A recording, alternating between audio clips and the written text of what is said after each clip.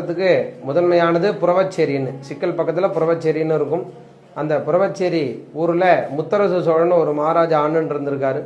அவருக்கு என்ன 6 முகத்தோட 12 கைகளோட மயில் மேல் அமர்ந்த கோலத்தில் ஒரு முருகன் சிலை செய்யணும்னு சிற்பியை கூப்பிட்டு இந்த மாதிரி ரூபத்தில் சிலையை வடிவமைக்க சொல்கிறாரு. ஒரு மனிதனுடைய உடம்பு எப்படி இருக்கணுமோ அதே போலவே செய்கிறாரு அந்த சிற்பி. அதை பார்த்த முத்தரசு சோழன் இதே மாதிரி நீ வேறு எந்த நாட்டிலையும் செய்யக்கூடாது அப்படின்னு அவருடைய 2 கட்டவர்களையும் தானமாக வாங்கிடுறாரு. கட்டவர்களே இல்லாமல் மீண்டும் எட்டுக்குடியில் போய் அந்த சிற்பி செய்கிறார். நம்ம தான் இந்த சிலையை செஞ்சோமா அப்படிங்கிற எண்ணத்தில் எட்டுக்குடியில் செஞ்சோடனே இந்த காலத்தில் ஒற்றன் இருப்பான் இல்லையா, ராஜாவுக்கு மறைமுக தூதுன்னு பார்த்துட்டு சொல்லிடுறான், நான் சொல்லி மீறி செஞ்சுட்டு அதனால உன்னுடைய 2 கண்ணியும் எனக்கு தானமாக கொடுத்துருங்கிறாரு. 2 கண்ணியும் தானமாக கொடுத்துட்றாரு. கண்ணும் கட்டவர்களும் இல்லாமலே இருக்கிறப்ப அசரீர் வாக்குறது. அசரீர்னா வானத்திலேருந்து வார்த்தைகள் வர்றது பேர் அசரீர்னு பேர். அந்த அசரீரில் அஷ்டநேத்திரபுரத்தில் போய் நீ முருகன் சிலை செஞ்சால் அவனுக்கு கண்ணும் கட்டவர்களும் கிடைக்கும்னு அசரீர்.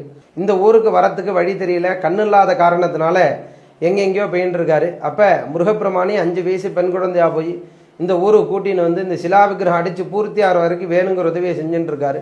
கண்ணு திறக்க போகிற தருணத்தில் எனக்கே கண்ணில் முருகா நான் எப்படின்னு கண் திறப்பேங்கிறது தெரியல அப்படின்னு எண்ணத்தை கண்ணாக வச்சு கண்ணை திறந்து முடித்த உடனே உளி வந்து சுவாமியினுடைய கட்டவரில் பட்டு அதுலேருந்து ரத்தம் பீரிட்டு அவர் கண்ணும் கட்டவர்களும் கிடைச்சதா ஐதீகம்.